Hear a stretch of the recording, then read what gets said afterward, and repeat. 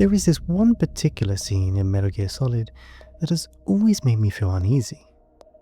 It's a game I've played through countless times, but that feeling never seems to fade. You see, Metal Gear Solid is a little different from other games in its genre. Sure, it's sold as a stealth action video game, but it feels like something far more, something darker. When I started to ask the question of why and play through the game again, I unraveled more than I could ever expect. So, what scene am I talking about? And why is it so unsettling? Well, to answer those questions, we need to start at the beginning, because from the very start, the game builds layer by layer, with mechanics, with themes, and with deliberate tricks of design. And before you realize, it's already pulled you into a psychological nightmare.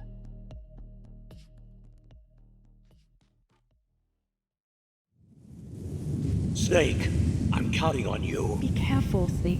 We really need you for this mission. You have no choice, Snake. You're the only one who can beat him. Now that I've met you, I know. You've got something that he doesn't. I can see it in your eyes.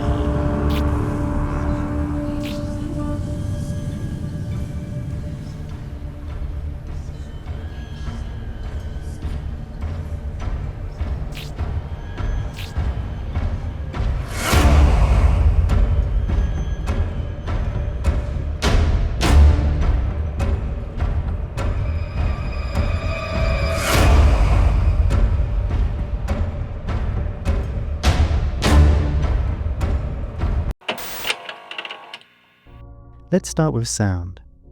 Sound is fundamentally just air vibrations, but these become powerful psychological tools when composed deliberately. It can awaken instincts buried deep in our psychology, hard-coded through evolution. And sound was critical to encapsulating the kind of atmosphere Hideo Kojima wanted to build. The iconic stinger is one that often comes to mind, a source of panic when discovered. But less obvious are the mysterious sounds used when coming across the Dava Chief,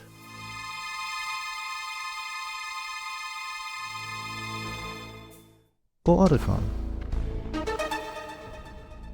Subtle, but effective in creating an atmospheric tone.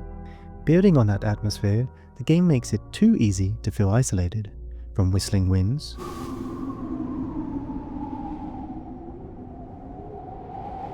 ambient drones inside the vents,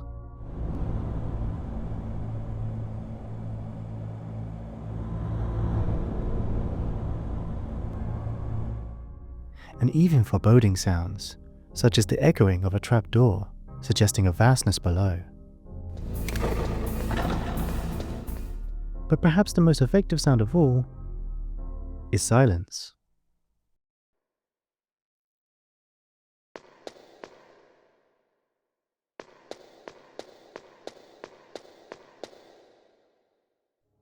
This silence, though, heightens the effectiveness of another sound.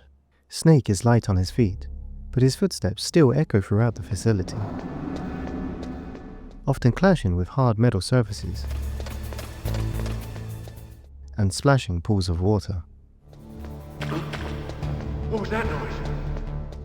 These sounds are a source of stress. This is a classic example of a conditioned fear response. The rhythmic clatter of footsteps isn't just a sound, it's a reminder that every step carries the weight of a potential discovery and fatal consequences. Your brain begins to associate these sounds with danger, reinforcing hypervigilance. Even if you spend too much time outside, Snake will catch a cold and begin to sneeze, which will also alert the guards. This acts as yet another source of stress. But not all sounds are against you. Snake can use knocks, footsteps, and even the pools of water to his benefit, a helpful tool when navigating guards. What was that noise? The heightened stress of the experience can feel daunting, oppressive even, but a game constantly like this wouldn't be much fun. But luckily for us, there is a built-in support system that cleverly alleviates this pressure.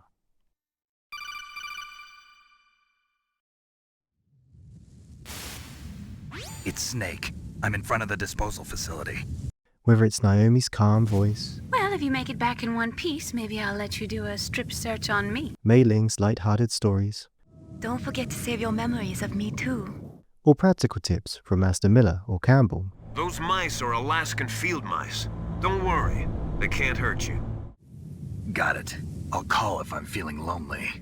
Seriously, Snake, we're here to back you up, so call if you need some information or advice. These moments are your safe place, hidden away between black screens and framed by character portraits. A brief haven where you can catch your breath and relax momentarily, much like a save room in a Resident Evil game. There is a difference though, since this can be initiated anytime and in any place. This is especially clever in boss fights. With the intense battle music blaring and your attempts at damaging the boss futile, it can feel as if you're drowning, and then the game throws you a life preserver.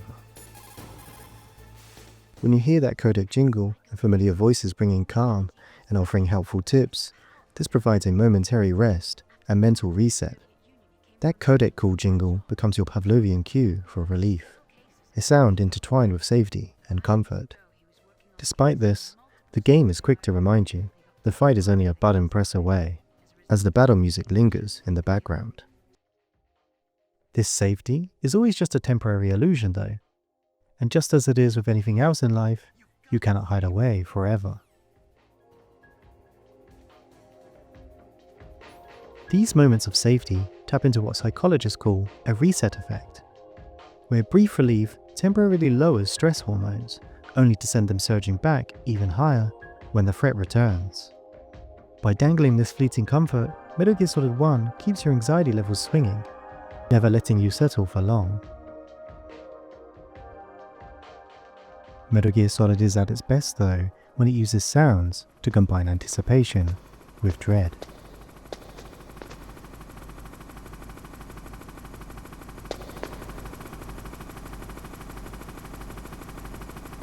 This scene here showcases everything great about Metal Gear Solid's use of sound. It's setting up the anticipation of a fight with sound alone. The helicopter lingers, never too far to escape your thoughts. The situation is an inevitable one, as you soon realize that you have no choice. You're gonna go after that hind now? Yeah. I can still hear the sound of its rotors. It's just circling the tower. He must be waiting for you. A fear from the opening stages of the game has come to fruition.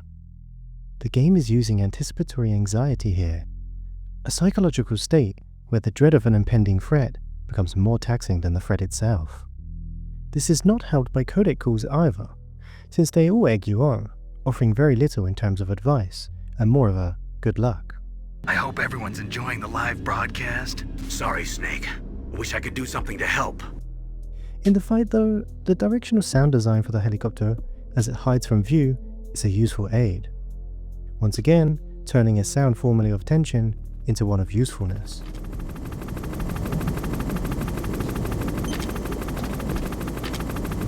This is heightened even further when aiming the Stinger or when playing on hard mode, where you have no radar to rely on.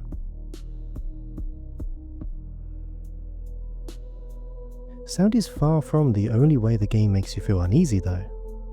Early on, it sets up the helicopter fight in the opening scenes. I hope I don't have to fight that, is surely a thought that comes across the mind. But the threat you're thinking of soon becomes one of the past when entering the facility for the first time. 2 tanks loom in the hangar, but they stay perfectly still. You can crawl beneath them, even set off alarms, and still they do not stir.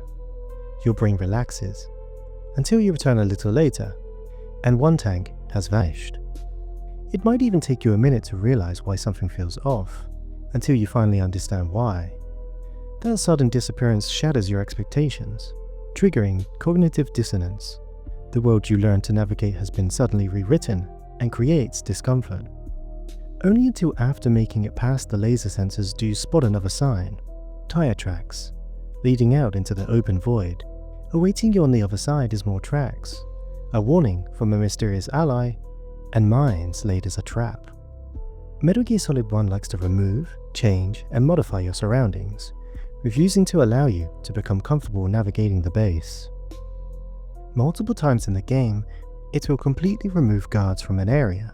This first happens in the armory, when attempting to locate President Baker. This may let you relax momentarily, so much so that you may forget about the trapdoors.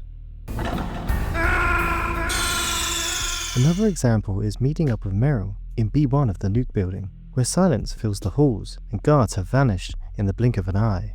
That's strange, there's no guard. But this feels more ominous, since even the characters pick up on it. It's not always about removing guards though. When returning for the PSG-1 sniper rifle to fight Sniper Wolf, the snowfield, where you fought the tank manned by Raven, has transformed into a death trap of camera-mounted guns and far more mines than before. This feels deliberate, as if someone is a step ahead of you, laying traps. A common theme in Metal Gear Solid 1 is bodies. Standard soldiers' bodies will despawn after killing them. This is common for games in the time period, but the more important bodies stay intentionally. This not only purposely distinguishes them from the more generic people, but also allows for a more intentional method of messing with the player's head.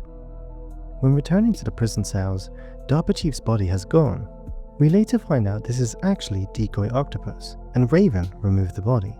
But this happens again with President Baker's body. These are a little out of the way, and you could easily play through the game without noticing these. A more obvious one though is Psycho Mantis. His body vanishes from the commander's room, a room where you are forced to return through multiple times, making the body's absence more noticeable, and maybe even makes you question if he has really been defeated, especially considering his seemingly supernatural nature. Raven and Sniper Wolf are a little different though, since there are hints to reincarnation, with Raven outrightly saying so. Hear me, Snake.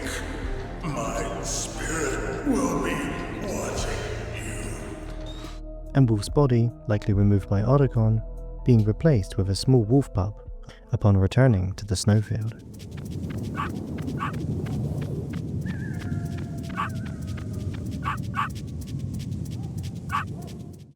But Metal Gear Solid 1 likes to shift the maze around you, adjusting so you never quite feel familiar with the base, and never quite know what it will throw at you next. Other changes are based not on the environment, but the tools required. The thermal goggles, night vision goggles, and mine detector are invaluable tools. They are also entirely optional. Without prior knowledge, guidance from codec calls, or an explorative personality, it is quite easy to miss these, or ignore them completely. These tools are useful where darkness is thick, mines are in waiting, or lasers block your path. There are clever alternatives though. But this is useless when facing electrified flooring, where the Nikita missile launcher is necessary to proceed. This minor need for technology and weapons is setting you up for a devastating repercussion in an upcoming fight with Sniper Wolf. But just before that, you have another obstacle, the Wolf Caves. While the base is never truly the best lit, it always provides sufficient lighting, but here, the game makes it a struggle, with an added threat. You can barely see the danger, mostly hear it, feel it, anticipate it.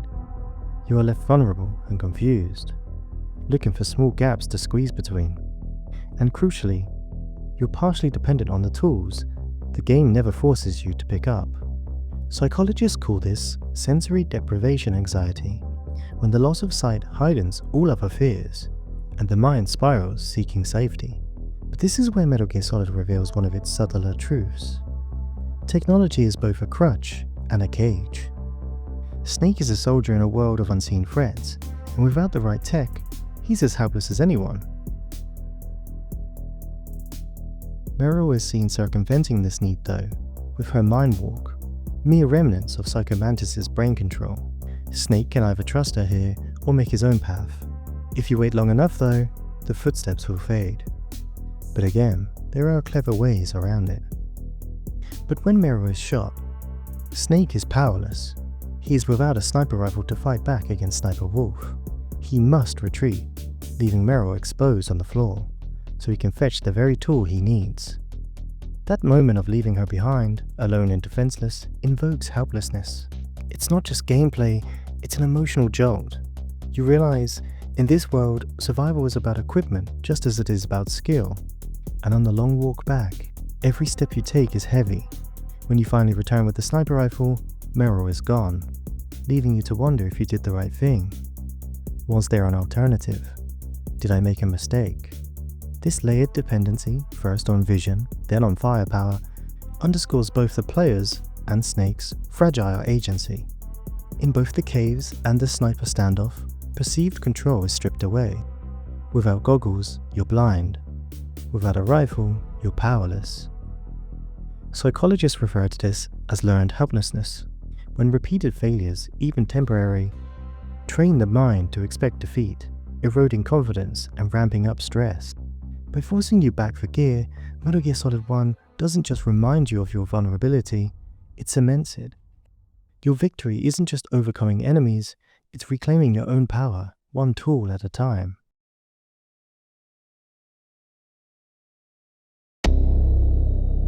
Dread doesn't always come in the form of enemies or a lack of tools though. Sometimes, it's just a walkway. After finishing the fight with Sniper Wolf, Snake must walk back down that very same path, now a silent gauntlet.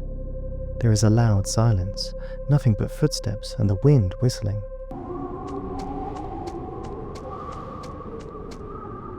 You're out in the open, exposed, a clear shot. You know the threat is gone, yet your brain doubts it, making you wonder if she's still laying in wait. And the game knows you're thinking this too. It sprinkles in empty alcoves and cover points, false promises of safety, which only makes it worse. Because when the threat is uncertain, our minds go into overdrive, another case of looming vulnerability effect. The dread of what might happen becomes more exhausting than any real attack. By dangling those empty hiding spots, the game keeps your brain and your heart locked in hypervigilance. The environment here is a stage, where you're both the actor and the terrified audience, and every step is soaked in dread. When you return later, it again pulls the rug beneath you. In one alcove, a gun-mounted security camera will catch you off guard. Again, never letting you get comfortable with your surroundings. Then, there's the bloodstain mirror left behind, framed to make the player feel guilty and powerless. Even make them consider reloading from an earlier save, to try and do things differently. You walk past that stain once, twice, each pass a brutal reminder.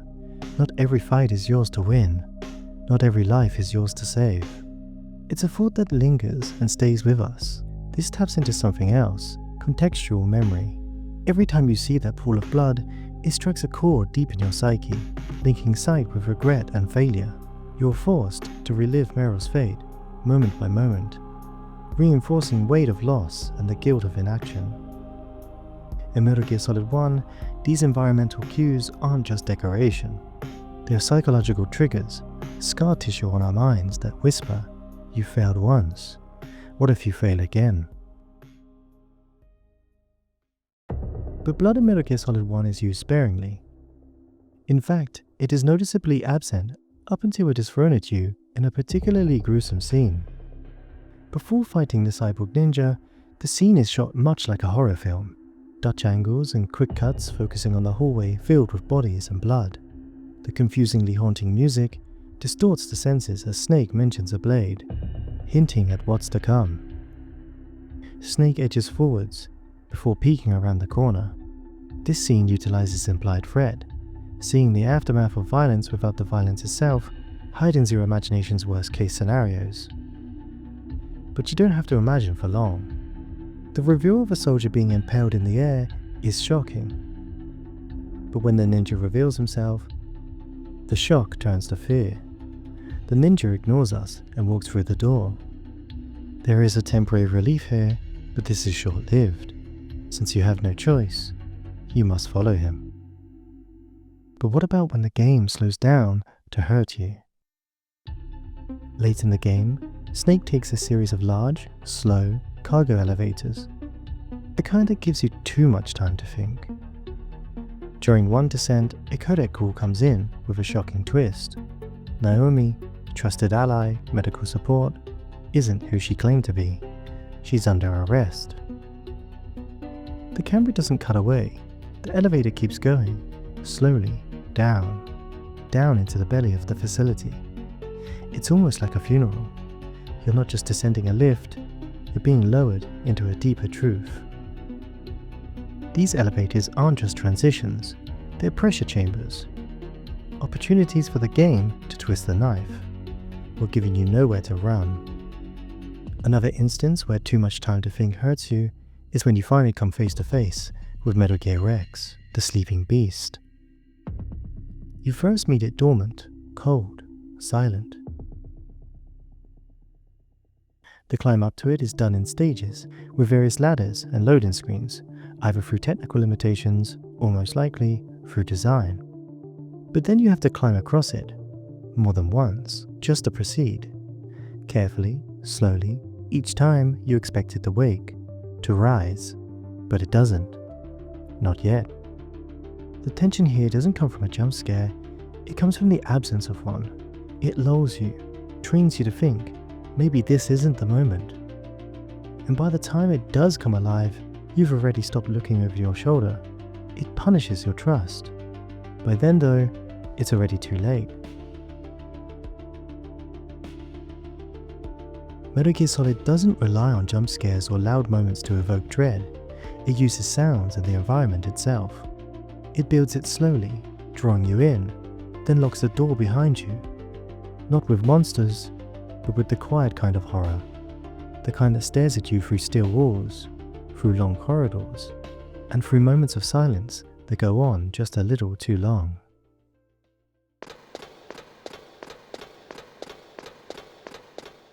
This is the architecture of dread. As plentiful as Metal Gear Solid 1 is, in terms of brilliant scenes and moments, there is one that trumps them all, and I've been building towards it. A scene that invokes terror through anticipation, from hints of things other people have said, strange sound cues, camera work and tension. In the communications tower, you are tasked with getting to the top of the tower via the elevator. But the elevator isn't working. Huh? Strange. This is something new. All elevators have previously worked fine. This immediately throws the player off. You turn and see that the stairs heading up are blocked, and those leading down are destroyed. You are stuck. The isolation becomes more suffocating now as the player ponders what to do. For perhaps the very first time, you go back to the elevator and hear a strange noise. This is a false alarm, however. Snake and Otacon share a brief but nice moment before discussing the elevator. Otacon says it worked just fine when he used it, but even he mentions that it's weird. That's weird. It was working before, but now it isn't. These cues give an off vibe, but it quickly passes as a more pressing issue comes up. Otacon says he will fix the elevator, while Snake deals with a noisy fly. I've got to go and swat a noisy fly. The path to the roof is now cleared via the stairs, but an irksome amount of cameras hinder you as you climb. Once the helicopter is dealt with though, Otacon calls us to inform that the elevator's working, but he didn't do a thing to fix it. It just moved by itself. Otacon again mentions that this is weird. Snake, the elevator's working. You fixed it? No, that's the weird thing. It just moved by itself. It's headed your way now. There is subtle hints throughout this build-up, but they are easy to pass off. Metal Gear Solid never does a thing without reason. Every path blocked, every item placed, every line of dialogue is deliberate. When Snake attempts to use the elevator again, it works fine.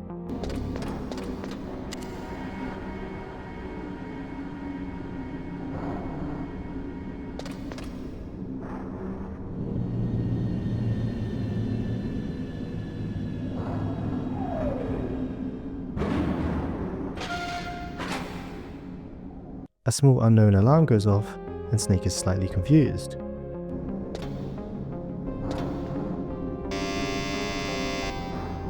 Huh? But the elevator functions just as it should, so we can shrug it off. But perhaps this is where some people might start to squint with suspicion. But before any accusations can be thrown, a call comes in from Otacon once more. After a brief maths lesson, he begins to explain how 4 other stealth suits from his lab are missing. I thought I'd get one for you, so I went back to the lab and Yeah? the 4 suits were missing. Otacon's words start to become disjointed and stutter as the situation upon them unravels. He mentions the elevator's strangeness again. It's really strange. Also, about the elevator that I checked out, it's really strange. Most players here will begin to feel something is off. If they haven't already, the game begins to make it more glaring, and a chaotic music track begins to drown out the whirring of the elevator. Snake asks, When you were riding on it, did the weight limit warning go off? we find our answer to that strange sound from before. Otacon goes on to say that that was another thing that bothered him about it, as he confirms the warning alarm did go off with just him inside. After a little more maths, Otacon's face fills the codec call screen in a way we haven't seen before, panicked and shouting as he warns Snake of the worst possible outcome. Able to go over that limit. Look out, Snake! The guys who stole my stealth prototypes are in there with you! There are 4 soldiers inside the elevator with you. You cannot see them. It is a confined space. You are trapped. The safety of the codec call screen fades away, and the player wonders what is in store for them. One of the soldiers speaks out finally. Too late, Snake. Now die! The chaos that ensues is pretty intense. The small space makes it difficult to not get hit, and various moving and barely visible enemies can be hard to get a handle on. Thermal goggles and the FAMAS, or stun grenades, are your friend here. But Snake is competent, and the threat is dealt with. The battle music fades, the alert screen clears, and Snake lets out an audible sigh of relief, as does the player.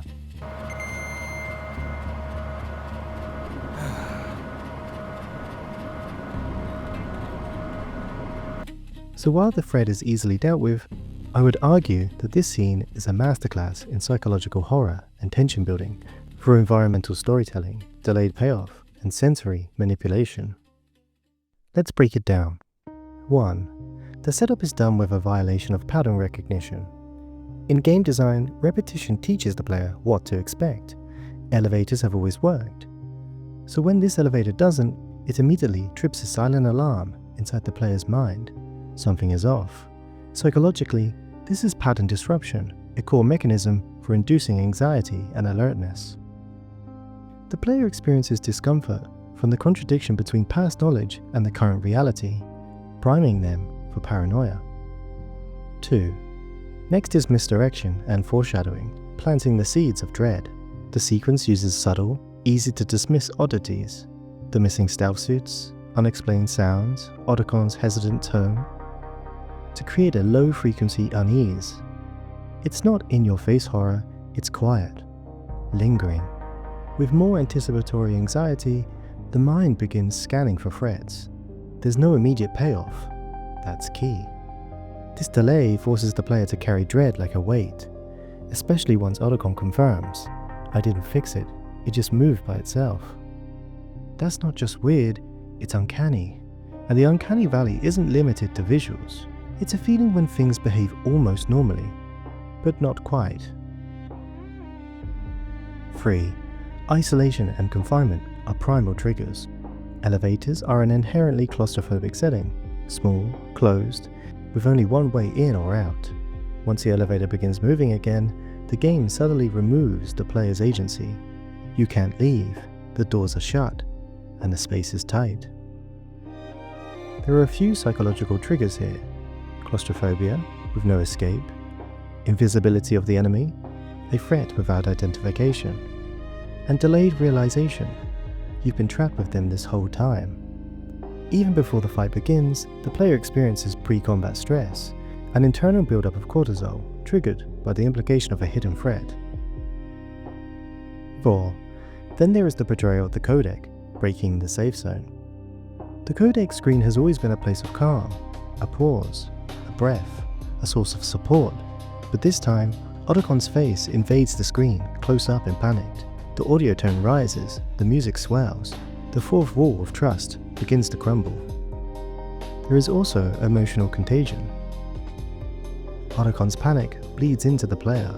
His rising stress, faltering words, and loss of composure mirror the player's own unease. This is no longer just exposition, it's shared dread.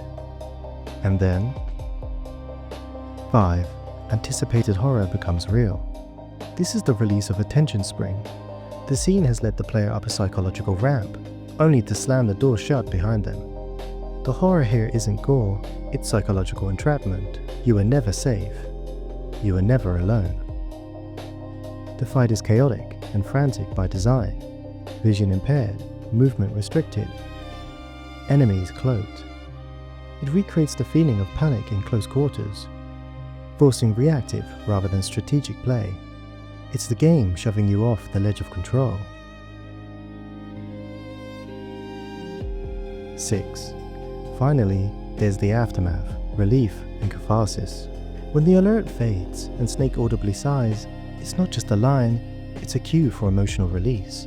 The player likely exhales with him, a small, involuntary mirror neuron response to the sudden return of safety. This is catharsis, the hallmark of a well-crafted horror. Here is some of my final thoughts. This scene uses environmental storytelling to foreshadow without revealing, misdirection to lure the player into comfort,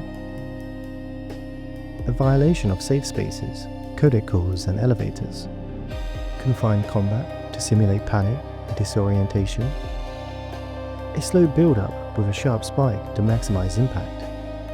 It taps into psychological horror more than action, forcing the player to question not just the enemies, but the world's logic itself.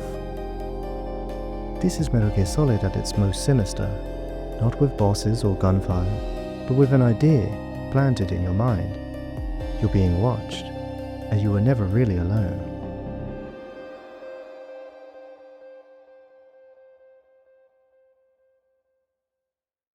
Before I end this video, there is one more thing I want to talk about. There is another fear the game is laying out for us. This time it lies within its story. Nuclear weapons are such a normalized thing now, but when you sit back and think about it, much like the game tries to grapple with, then you start to realize that the fate of everyone and everything you love is in the hands of a stranger. Worst yet, that stranger could be corrupt, a terrorist, or simply just not care about you or anyone else. And that's the scariest thought of all.